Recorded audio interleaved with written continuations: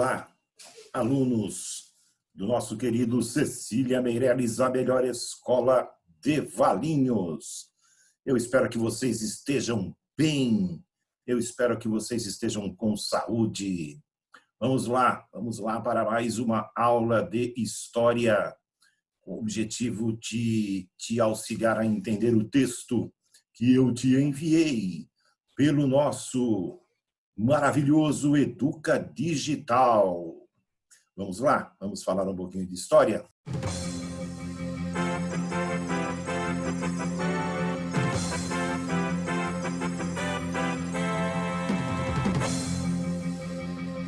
Muito bem, vamos lá. Hoje falar de tempo histórico.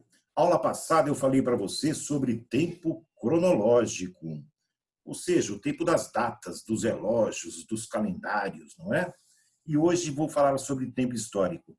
Eu fiz uma provocação para você na última aula, porque eu coloquei essas duas imagens aqui, esta à sua esquerda representando a comunidade Hasda, na Tanzânia, uma sociedade primitiva, uma sociedade que vive de caça, pesca e coleta, e aqui ao lado direito uma fotografia dos japoneses em Tóquio, capital do Japão.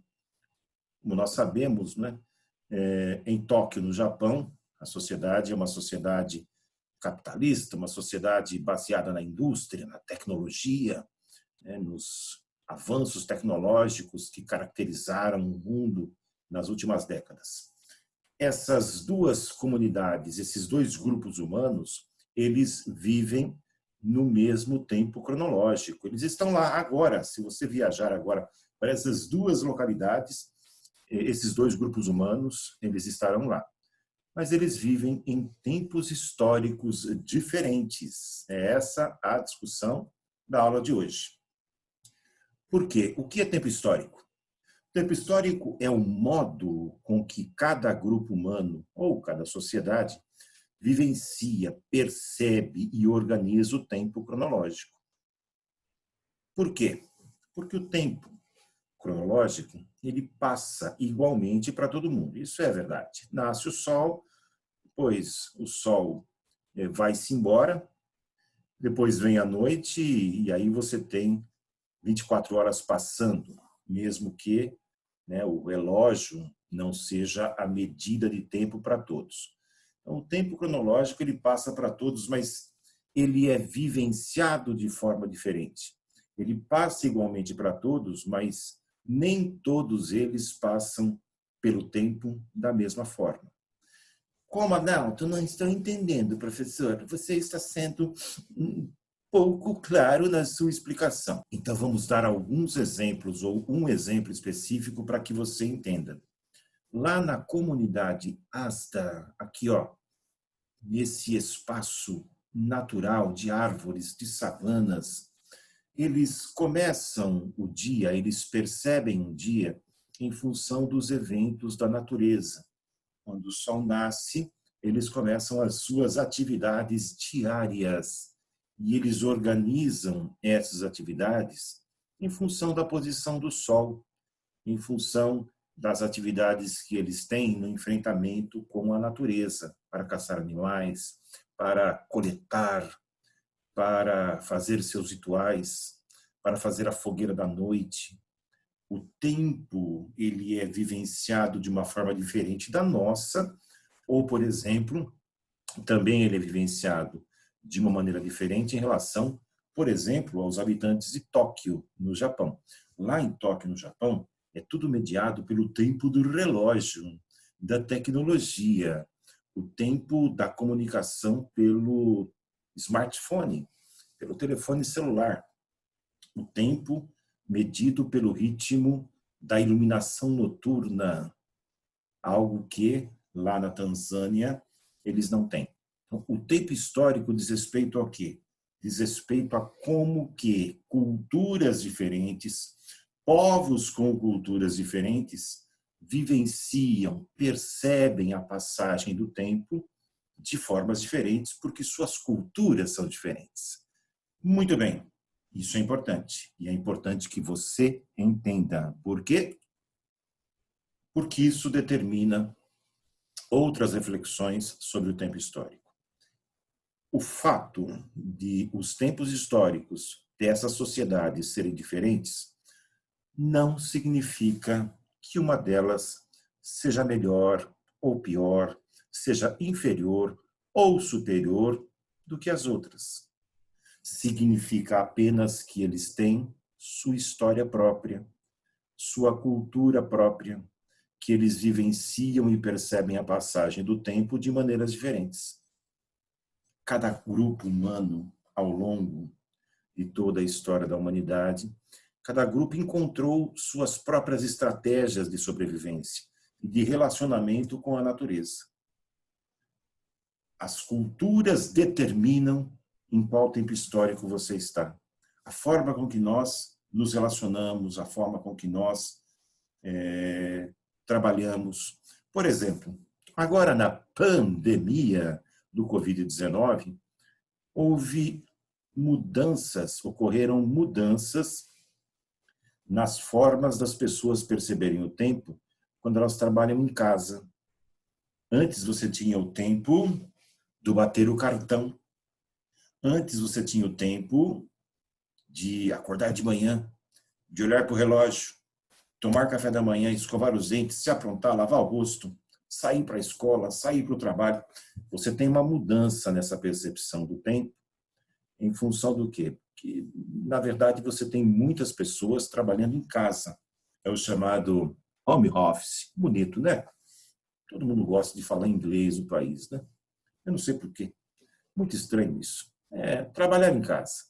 Você tem o quê, então? Você tem uma mudança na percepção do tempo. Você sabe em qual momento eu estou gravando essa aula? Estarei gravando eu na segunda, na terça, na quarta, na quinta, na sexta? Será que eu estou gravando de manhã, à tarde ou à noite? Não, você não sabe. Porque quando nós temos que fazer educação à distância, não que isso seja educação à distância, mas quando nós temos que encontrar formas de projetar algum conteúdo, alguma reflexão à distância, o tempo de produção não importa, porque você vai poder ter acesso a essa aula, ao material que eu enviei para você, a qualquer momento. Então, a própria noção de tempo muda, tempo de estudar muda em função de inúmeras outras variáveis que essa realidade nos impõe.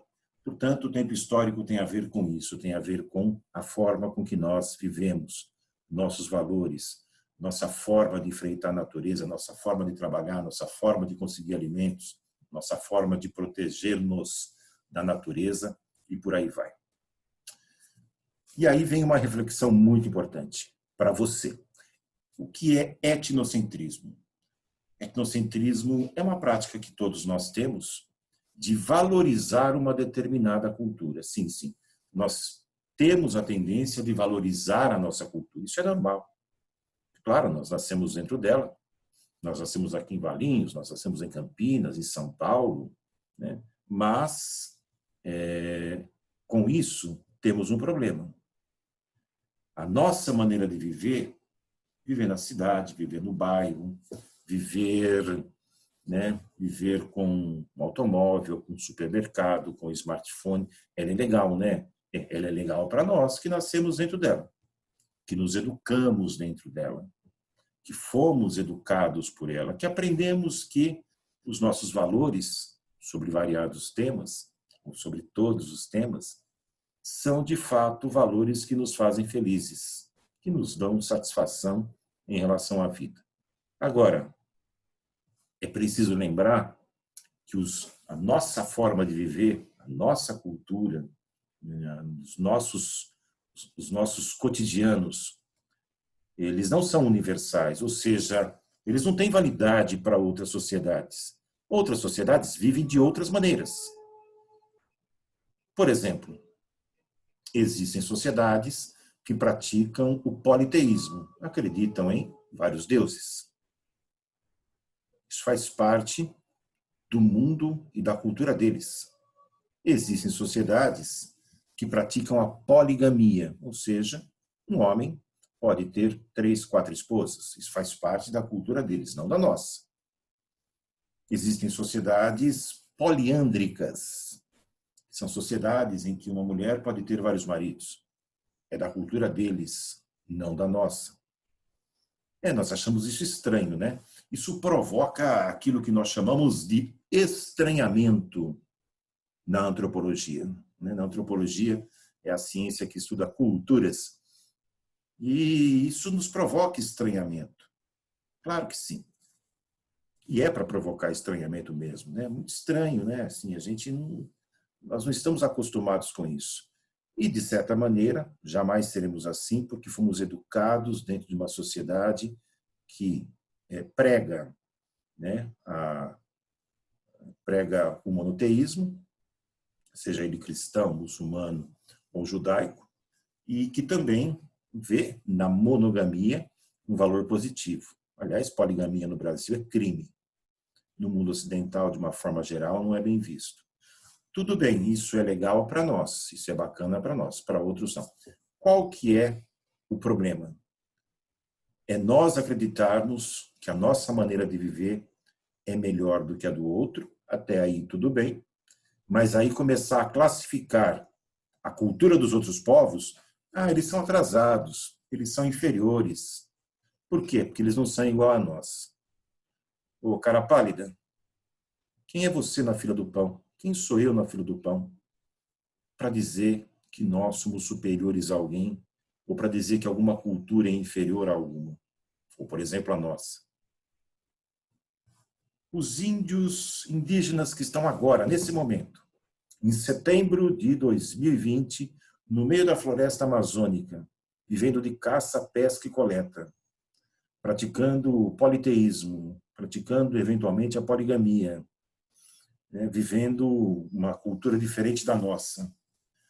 Eles estão se virando bem lá, eles conseguem sobreviver, eles conseguem, enfim, conseguem enfrentar a natureza, sobreviver, encontrar sentido para a existência? Sim. Eles são inferiores ou superiores a nós? Nem superiores, nem inferiores, eles são diferentes. O etnocentrismo levado ao extremo é aquilo que leva, eventualmente, à guerra, a conflitos desastrosos, porque percebe ou compreende a sua cultura como superior à dos outros. Lá no 9º ano, você vai estudar sobre o regime nazista na Alemanha e você vai entender, na prática, o que é que acontece, qual é a consequência de um povo se achar superior a outro. Não vai dar nada de bom, viu? O resultado não será bom, será catastrófico. No século XVI, você também vai estudar nas reformas religiosas, isso já no 7º ano, o quanto foi ruim uma igreja se acreditar que fosse melhor que a outra. Enfim, o etnocentrismo tem a ver com o quê? Com essa prática ruim, essa prática nefasta de se acreditar melhor que os outros no campo da cultura. Tá? Eu não estou falando aqui no campo individual, estou falando no campo da cultura e dos povos. Etnocentrismo é perceber o quê? Valores positivos apenas no seu modo de vida e desprezar os demais. Não. Os demais têm também a sua forma de viver e é legítimo que eles pensem ou que eles pratiquem de uma outra forma. A sua existência em grupo ou individualmente. É lógico que isso tem limites. O limite é preservação da vida, o limite é a preservação da dignidade humana. Existem parâmetros universais para que você também não aceite tudo que existe por aí de diferença de culturas. Tá? Existem limites, sim. Estão estabelecidos, inclusive, nos tratados internacionais mediados pela Organização das Nações Unidas. Mas essa discussão ela é bastante ampla. Espero que você pense nisso ao longo da sua vida, porque é importante. Aqui, olha, uma tirinha para você. Olha que tirinha bonitinha. Tirinha que reflete esse personagem aqui, o Hagar. Ele pergunta para o seu filho, Hamla, Existem apenas dois tipos de pessoas. Aliás, não é uma pergunta, é uma afirmação. Existem apenas dois tipos de pessoas: navegantes e não navegantes. De acordo com quem, papai? De acordo com quem? De acordo com os navegantes. Ou seja, na perspectiva de um navegante, existem eles e os outros. É claro que essa é uma postura etnocêntrica.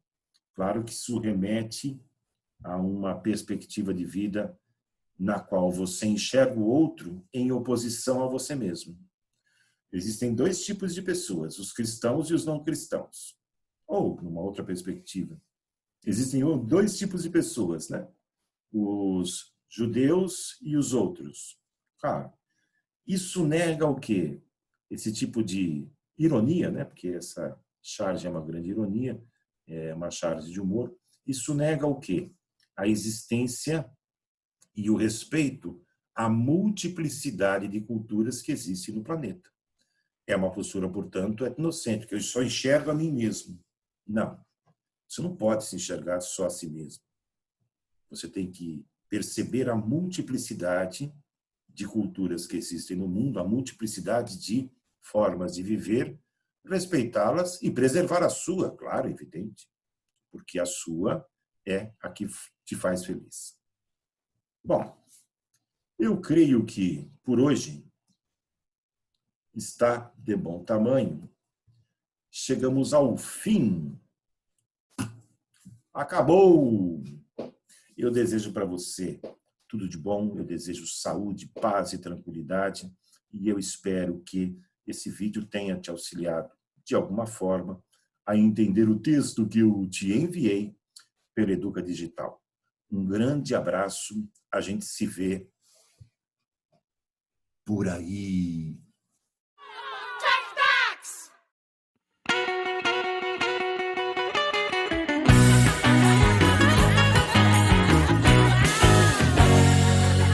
Todo mundo pode ser diferente, mas no fundo todo mundo é igual. Tem tanta coisa que mostra pra gente que ter diferença é tão natural. Pra que perder tanto tempo pensando no que pode ou não pode ser? Na vida não é tudo preto no branco, colorido é mais bonito de viver. Canta com a gente que é legal, legal, legal, e tudo fica especial, especial. Com um pouco de todo mundo é diferente e igual.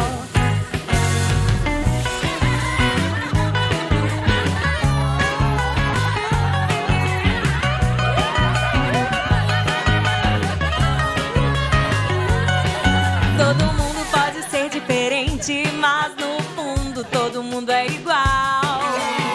Tem tanta coisa que mostra pra gente que ter diferença é tão natural. Pra que perder tanto tempo pensando no que pode ou não pode ser? Na vida não é tudo preto no branco, colorido é mais bonito de viver. Canta com a gente que é legal, legal, legal, e tudo fica especial, especial, especial. Com um pouco de todo mundo é diferente e igual.